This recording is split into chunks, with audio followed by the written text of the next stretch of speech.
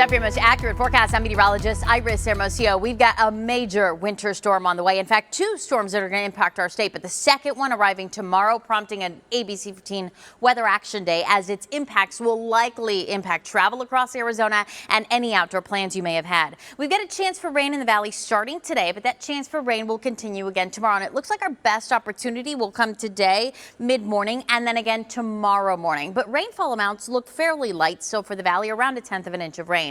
It's for the high country where snow levels are going to plummet down to about 2,500 feet by tomorrow. And we could pick up another 6 to 12 inches of snow in spots above 6,000 feet. That does include areas like Flagstaff, but the winds will be the major factor in this, in that they're going to top 60 miles an hour rather, in spots like the high country, and potentially top 50 miles an hour right here in the valley. So that's going to lead to a lot of issues just based on those winds, but also regardless of how much snow we get up north, we are talking potentially blizzard-like conditions at times with significantly reduced visibilities. And again, that will likely start tonight into tomorrow. But notice we've got wind alerts across much of Arizona. The areas in the mustard color, that's where the strongest winds will be, where high wind warnings are in place. For areas like the valley, most of us are under wind advisories, but gusts could top 50 miles an hour. And those wind speeds increase tonight and through the day tomorrow. You'll also notice that in our foothills, we're actually under those high wind warnings where we could see those even stronger winds. And then we've got winter weather alerts, winter storm warnings in the pink. That's where we're going to see the highest snow amounts and the strongest winds,